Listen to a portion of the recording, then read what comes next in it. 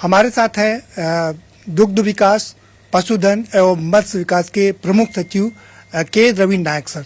चूंकि गौवंश को लेकर के उत्तर प्रदेश में काफी काम किया जा रहा है और दुग्ध विकास को लेकर के देश का पहला राज्य है जो सबसे ज्यादा दूध का विकास जो बनाता है और करता है, नंबर 1 है उत्तर प्रदेश उसमें। हम उनसे जानेंगे कि कौन कौन सी योजनाएं चल रही है। सर बहुत स्वागत है आपका, आपके पास सचिवालय प्रशासन भी है, तो कौन कौन सी योजनाएं गौवंश के लिए, दुग्ध के लिए और मत्स्य के लिए चला रहे हैं? देखिए, जो पशुधन विभाग उत्तर प्रदेश में पूरा पशुधन लगभग 8 करोड़, दुग्ध उत्पादन भी काफी मतलब देश में अग्रगामी है।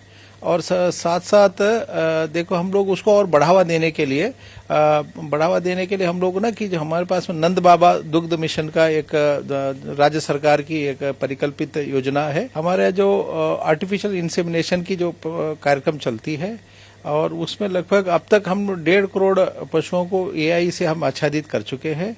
और प्रत्येक वर्ष मतलब हम अधिक से अधिक मतलब जहाँ जो है जितने पशु है उसको 100% आच्छादित करने के लिए लक्षित करते हुए उसको लक्ष्य पूरे करते जा रहे हैं। कुछ एक योजनाओं में 90% तक भी आप सब्सिडी दे रहे हैं। तो इसमें दुग्ध विकास का कार्यक्रम तो चल रहा है। तो दुग्ध प्रोसेसिंग करने के लिए हमारे पास में काफी अवस्थापना है, इंफ्रास्ट्रक्चर है और इसको कोऑपरेटिव सेक्टर में हम लोग थोड़ा सा और आगे काम करने की जरूरत है।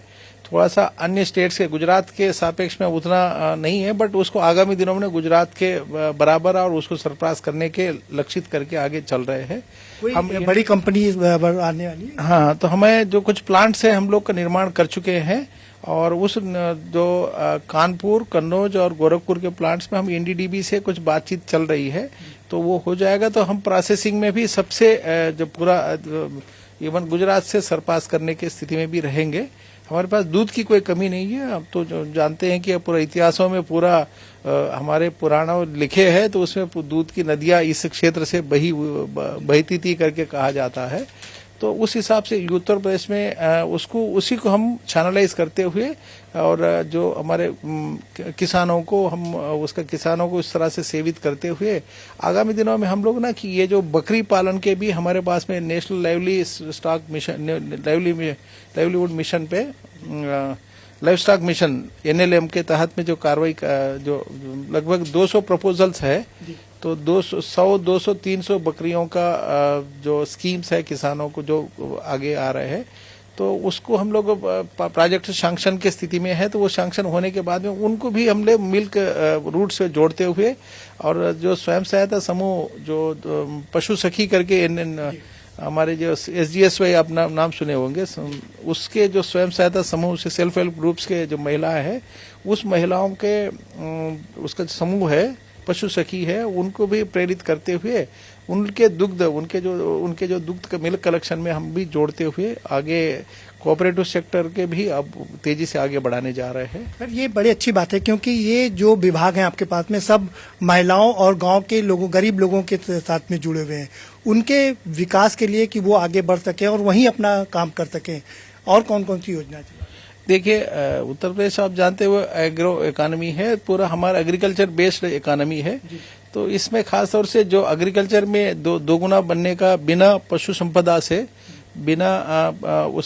उसका दोगुना आय कर नहीं पाएगा, तो इसका पशु संपदा महत्वपूर्ण है।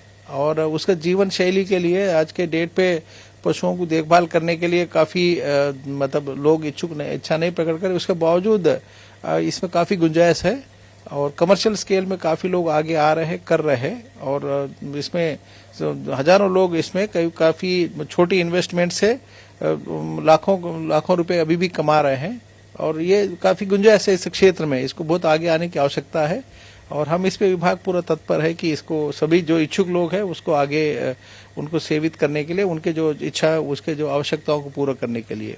गोवंश की बात करें सर, तो बहुत ही महत्वपूर्ण होता है, दूध देती है, लेकिन उसके बाद लोग छोड़ देते हैं। उसके लिए आपने कई योजनाएं शुरू की हैं, उनको बजट भी एलोकेट किया है। क्या लगता है इस समस्या का समाधान हो गया या अभी और कुछ करना बाकी है? देखिए, निराश्रित गोवंश जो उत्तर प्रदेश सरकार का एक अनोखी एक प्रयोग है और जो पहले निराश्रित गोवंश वैसे छुट्टे जो रोड पे और खेतों में जब घूमते थे उसको हम लोग पूरा संरक्षित करने में सफल हुए हैं। लगभग 12 लाख से अधिक पशु हम लोग के संरक्षण में है। उनको ना कि चारा और सब चीजें, चारा, दवा और सब चीजों दे करके उसको हम लोग संरक्षित कर रहे हैं।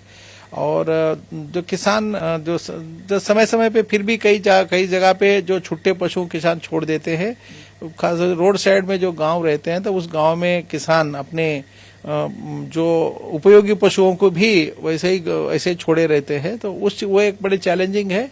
उसके बावजूद अभी जो इसका जो छुट्टे गोवंश को हम लोग संरक्षित करने में हम लोग काफी अच्छे काम कर रखे हैं और ये पूरा देश में एक अच्छे प्रयोग है। हो सकता है इसके बाद में अन्य प्रदेश भी आगे इसको पालन की स्थिति में रहेंगी। प्रदेश को नंबर 1 बनाने की कोशिश कर रहे हैं, $1 ट्रिलियन डॉलर इकोनॉमी भी बनाने की कोशिश कर रहे हैं। हमारे MH1 न्यूज चैनल के माध्यम से आप गांव के किसानों को, महिलाओं को, मत्स्य पालकों को क्या संदेश देना चाहेंगे? देखिए, जो रोजगार के लिए काफी अवसर है इस क्षेत्र में।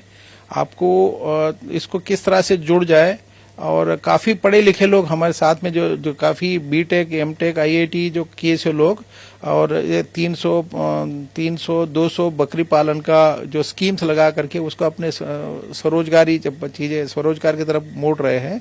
तो इसको, और जो पोल्ट्री फार्म्स है, पोल्ट्री फार्म्स के लिए भी काफी लोग इच्छुक लोग आ रहे हैं। हमारे पास अंडों का भी प्रत्येक दिन 1 करोड़ अंडों का भी शॉर्टफॉल है। तो काफी गुंजाइश है यहाँ, पोल्ट्री क्षेत्र भी कहिए, और हमारे पशुपालन, भेड़ बकरी पालन, जो गाय और दुग्ध उत्पादन के लिए कई सारे क्षेत्र खुला हुआ है। तो सेल्फ एम्प्लॉयमेंट के लिए काफी अपॉर्चुनिटी है। इसको यूज कर ले, उपयोग कर ले और आगे बढ़े। एक तो ये है। और किसान भाइयों को ये हम विनती करेंगे कि जब भी आपके जो गाय वगैरह ना कि अनावश्यक रूप में बाहर न छोड़े, बाकी साथी किसान के वो चर जाते हो, खेत चर जाती है, तो उसको थोड़ा सा आप कंट्रोल रखें और इस चीज को आप अपने सहयोग करें। मतलब कि सरकार की तरफ से जितना प्रयास है, कुछ प्रयासों में कुछ लापरवाह किसानों के कारण हम लोग का प्रयास में कहीं न कहीं सफलता नहीं दिख पाती है। तो कृपया हम इसको सहयोग करें और बाकी किसानों को फसल बचाने में भी आप आगे आए। धन्यवाद से बात करने के लिए। तो ये हैं के रवि नायक जी, जो बता रहे हैं कि उत्तर प्रदेश यूं तो दुग्ध विकास की बात करें, मत्स्य की बात करें, नंबर 1 है, लेकिन उसके बावजूद भी अभी बहुत संभावना है, अपार संभावना है। 1 करोड़ अंडों की कमी है यहाँ पर। तो इससे जो हमारे गांव के किसान हैं, महिलाएं हैं, वो इन सारे क्षेत्रों में आगे बढ़ करके जो योजनाएं चल रही सरकार की, उसका लाभ उठा सकते हैं और अपनी आय को बढ़ा सकते हैं, दोगुनी कर सकते हैं, जैसे कि सरकार की मंशा है। और इसके साथ ही प्रदेश की जो सरकार है उसकी आर्थिक जो बढ़ोतरी है उसमें भी योगदान अपना दे सकते हैं। Pradeep Vishwakarma, MH1 news, Lucknow.